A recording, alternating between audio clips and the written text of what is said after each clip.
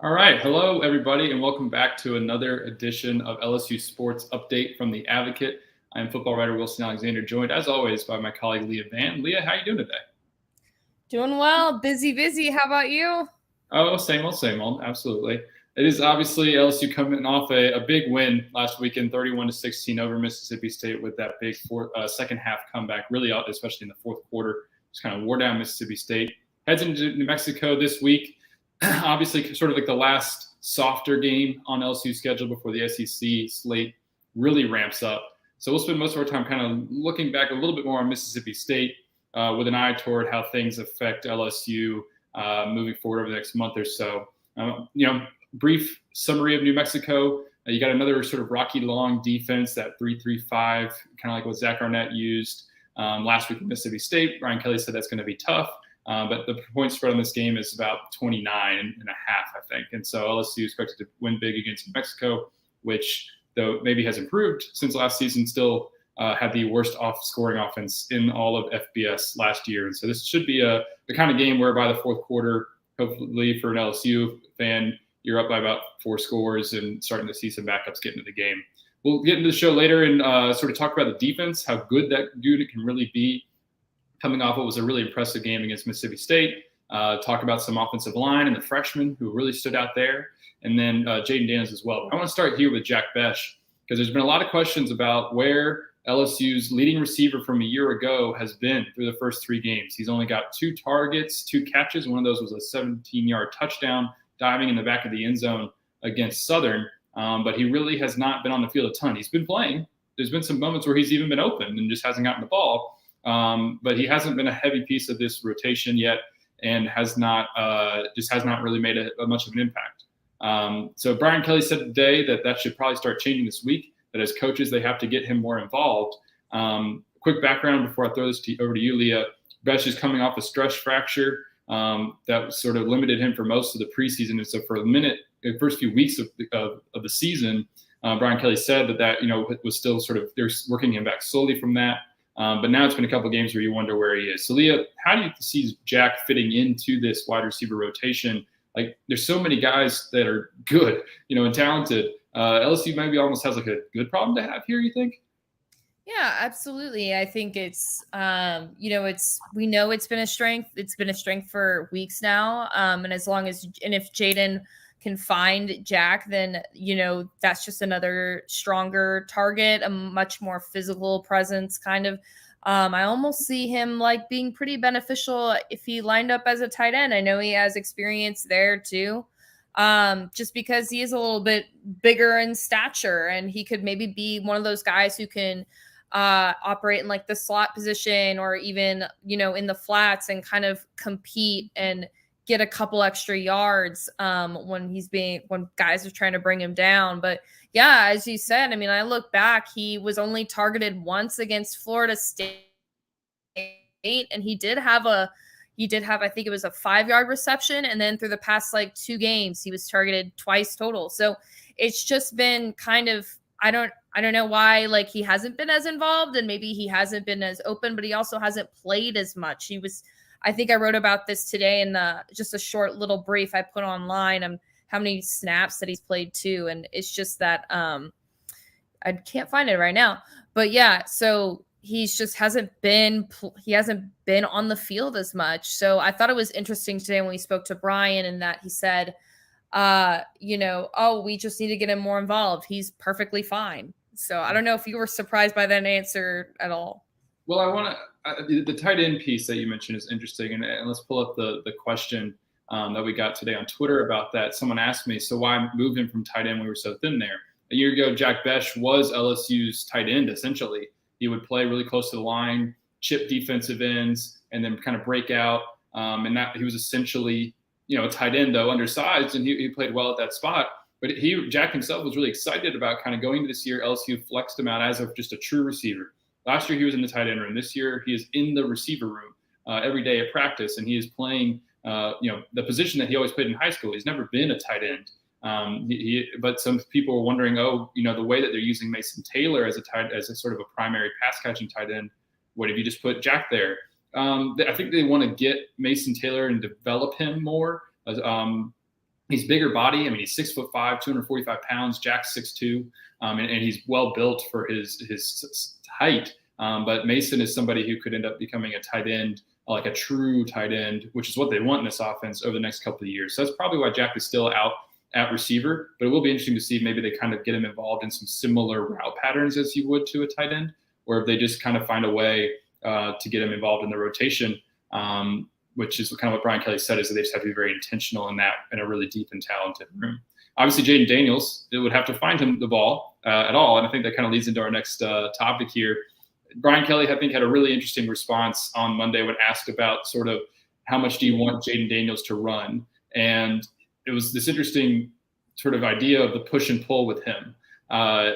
Is he striking that balance well, do you think, in terms of being a runner and a passer? Like, just sort of what are your thoughts on kind of where Jaden Daniels is right now, and getting more into Brian? I'll pull up Brian Kelly's full answer here in a second, but I want to hear what you think about it. I think if it ain't broke, don't fix it, right? If he's getting the yards, he's getting the first downs, he's getting touchdowns, like that's just his style and that's what he's going to do. And I thought what was interesting about Brian was saying, you know, we're not going to tell him to run less because then he'll start thinking more about it. And then he's going to question his own intuition, question his own thoughts more. So I thought that was really interesting. Is we're going to evaluate how he goes through the progressions, right? Like, is he just not seeing everything these plays through? Is he not like really looking for his receivers and just taking off and running?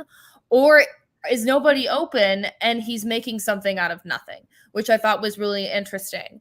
And so I even went back and looked. I've kind of looked so far through the 3 games that he's played this year. I mean, obviously, he's run the ball on 29 attempts for 264 yards. And out of those 264 yards, 233 have been on a quarterback scramble. So, you know, kind of rolling out and then making something out of nothing. You know, and then it's got the directional breakdown. And I think the left side tends to be, the left end tends to be like kind of his strength, but, you know, running there's a difference between running purposefully and then also just kind of waiting for the play to develop and then all of a sudden just taking off and running. And that is what he is doing the majority of the time. And so I think it's like 69% of the time. And so I think that's pretty interesting, but you know, I think it's working. The only concern, which I think you have a concern with every mobile quarterback, is can he stay healthy doing this for every game? Yeah, I think everything he said there is spot on. I'll read out part of Brian Kelly's response here.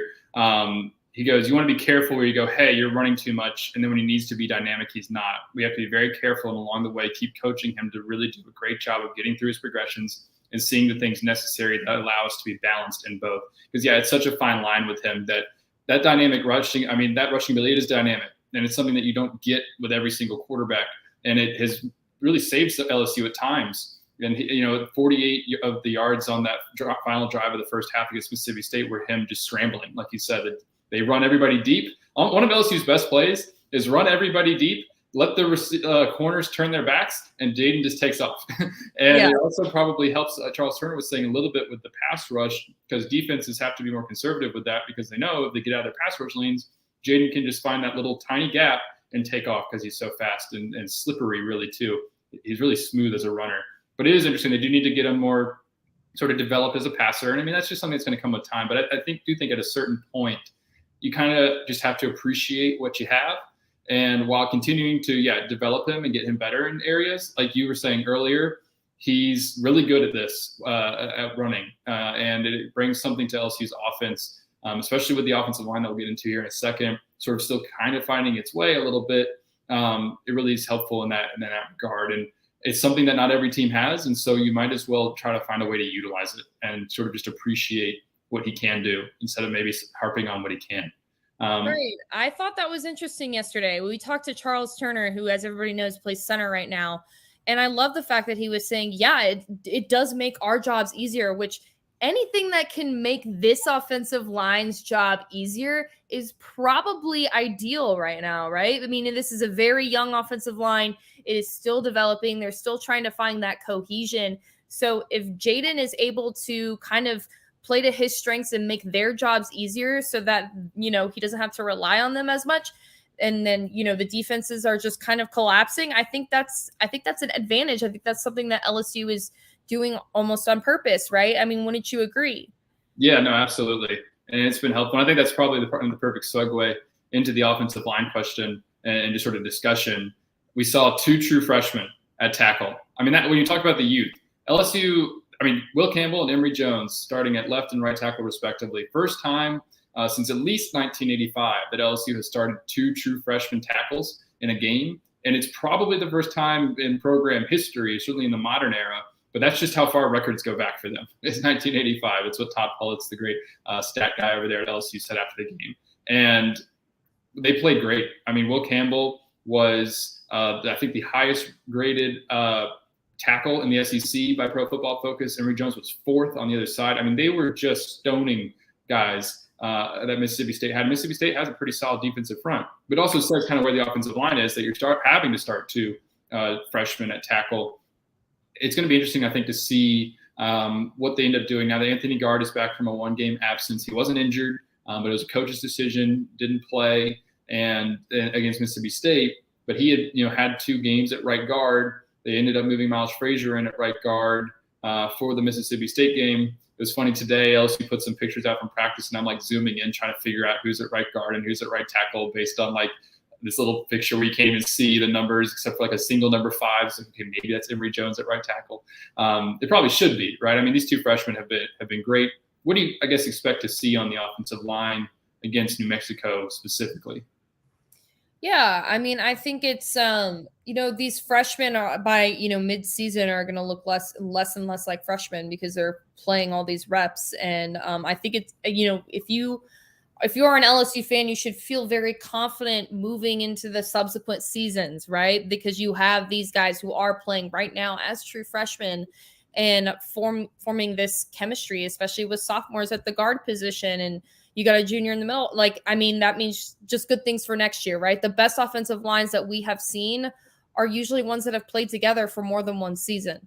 For New Mexico, obviously the similar style defense. So I think that, they will be up for the challenge. I think it is interesting. It is incredibly rare to see true freshmen because usually they aren't fully developed, right? They don't have their physique fully built to the college level. They don't have, the body. You think about, we were talking about this with the defensive lineman, Jacobian Guillory, and he was talking about, getting that muscle percentage up and that fat percentage down. And those are the bodily changes that you have to purposely go through as both an offensive and defensive lineman going into your collegiate career.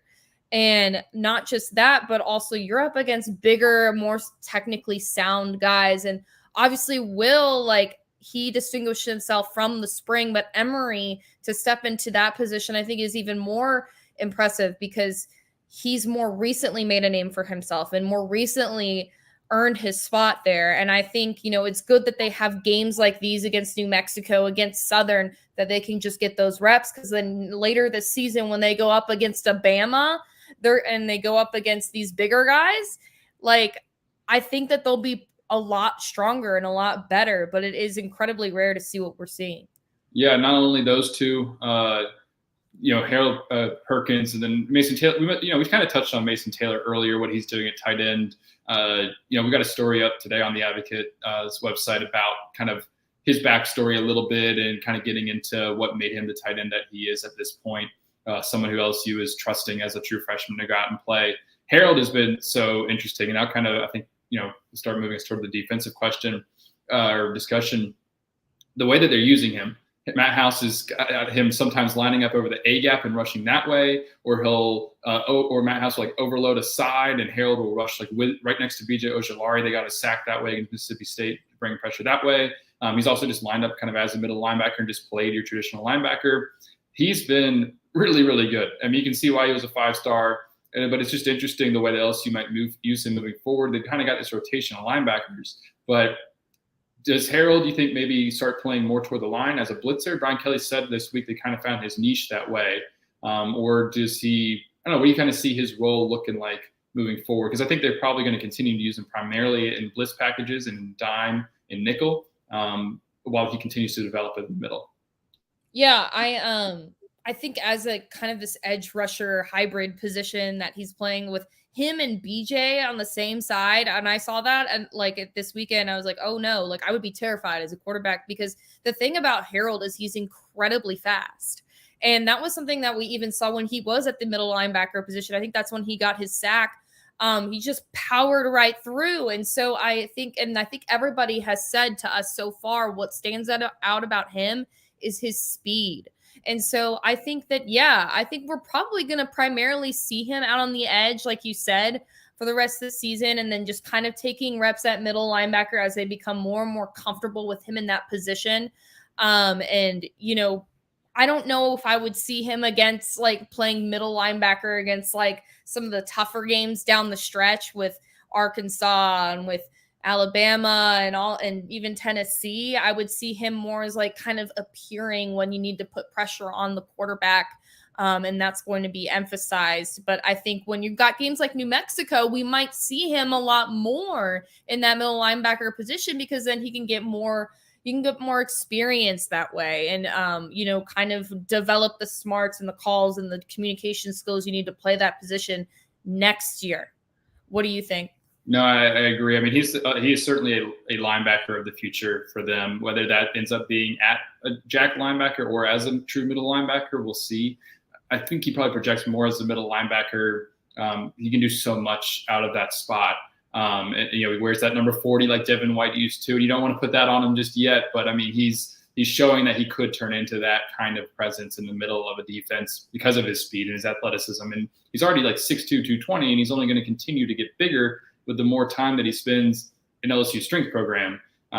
He's been really just, I mean, phenomenal. Like you mentioned that the rush right up the middle, he kind of used his eyes to redirect one of the offensive linemen and then just blew past a running back to get to Will Rogers. And it was an impressive sort of display and blend of speed and athleticism, and also just those intangible qualities and the football IQ that most freshmen don't have.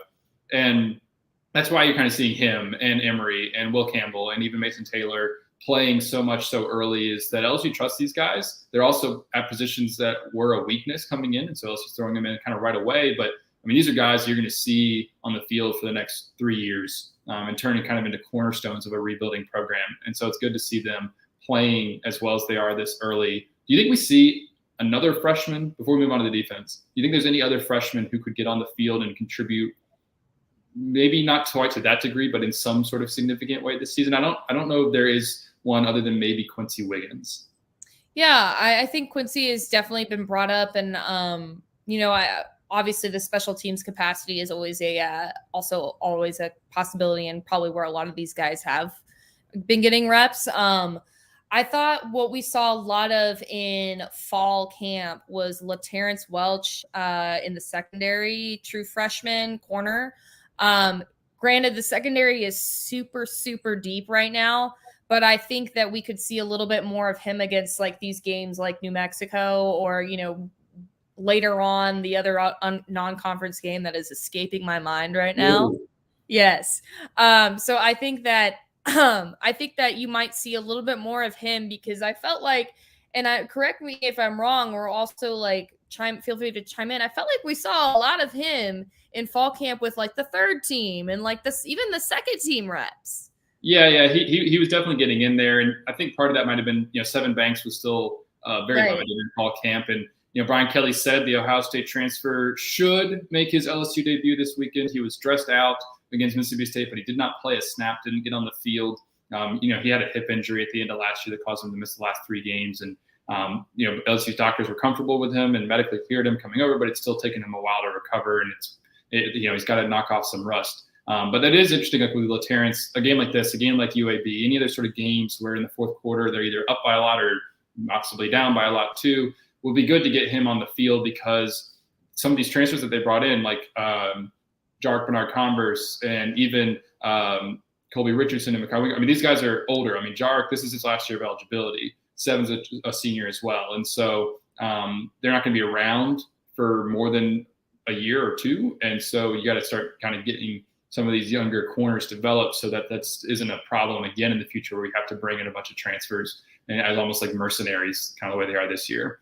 That's the advantage of that 4-game redshirt rule, right? Absolutely. Like you can play in 4 games and maintain that red shirt. Brian Kelly was asked about that actually today on the SEC teleconference. While he didn't have that much of an opinion, he was like, well, it is kind of good that you can get those guys out there and get them some playing experience, and then you can still preserve their red shirt. So I think, like, to me, like the freshmen we're going to see outside of the group that we have talked about, as far as, you know, Mason Taylor, Emory Jones, Harold Perkins, Will Campbell, I think we're going to see them in more of like, we're going to see them in those non-conference, like 4-game reps, and then they're going to maintain their red shirt status, but it'll still be kind of fun to see some new names out there. Absolutely. And I think we'll wrap this up then on that. We're already on the defensive side of the ball. We'll wrap it up there. They were really good against Mississippi State. I don't think that can be overstated, frankly. I mean, the way that Matt House, the defensive coordinator, he deserves a game. He got a game ball, and he deserved it because of the game plan that he drew up, was disguising so much against Will Rogers. He thought that they would be in like a too high safety look, and then they drop into cover 1 or vice versa. There was one timeout in the fourth quarter, the last time Mississippi State went for it on 4th down, where LSU appeared to line up in, I think, man coverage. Mississippi State calls a timeout. They come back out, same sort of look, and then LSU's in zone. And he throws an incomplete pass. Jay Ward breaks it up. And so it was a great game plan on his part, brought out a lot of pressure as well. Obviously, I think we've touched on that defense a lot. And so I want to sort of project it further. Is that you think what we'll see from this defense the rest of the season? Or is it maybe putting too much on one game to expect that kind of a performance throughout the rest of the year? Having talked to Matt House, and I wrote a story on him like about a month ago, he loves that idea of mixing looks. And that's what all the other coaches he's worked with have all said, that, like, yeah, because he has coached every position group throughout his career. He's coached linebackers, defensive line, like the secondaries, coached everything. He likes to be able to mix things up and kind of cater it towards like the teams that they are playing. And so I definitely would expect that, like, kind of like changing looks kind of thing. And I think it's awesome that LSU is able to execute it, right? I think we asked Jacoby in this yesterday, or I did. I was like, how are y'all able to do this? Because to me, it seems kind of complex to, come out with one look and then change it within seconds, right? I mean, you have to have a high football IQ. You have to know what you're dealing with. That's something that's incredibly difficult to install within a couple months' time, right? And they all said, well, this is the most experienced part of this team. They've all been watching film for years. They've played 3-4. They've played 4-3. They've played man coverage. They played every flavor of defense that, we saw them change their defense mid-season last year, and it worked. And they almost beat Bama because of it. So I think that the football IQ collectively of this defense is a huge advantage. And I think that we're going to see a lot more disguises moving forward. That's a great point. And it sort of brings LSU's defense back to an identity that it used to have, that LSU used to be associated with the last 2 years. Even 2019, we could see that defense wasn't necessarily a strong point of the team. There was always this discussion about, okay, well, is the defense tiring out because the offense is going so fast? Obviously, it was not an issue. They were just fine defensively. But the last 2 years, miscommunication problems for most of those 2 seasons. The Durante Jones, I think, did a good job, especially in the second half of last year, once he really was able to control what they wanted to do defensively. But Ed Orgeron was always talking about, we've got to get so simple. And so it's kind of interesting to hear that kind of flipped on its head. It's like, well, no, these players can handle it just fine. You don't have to be like simple and running the same defensive coverage every single time. This group can handle it. And so certainly in terms of like schematic, I expect that to be the same, like you said, throughout the year in terms of what they're kind of doing, mixing all these different looks and disguises and such. Whether or not that actually translates to the kind of game they played against Mississippi State, we'll see. Some of these teams, Tennessee really in particular comes to mind here, are going to stretch the field more vertically than Mississippi State was tried to or even was capable of doing. They were trying to go horizontal a lot, and LSU was clamped down on that.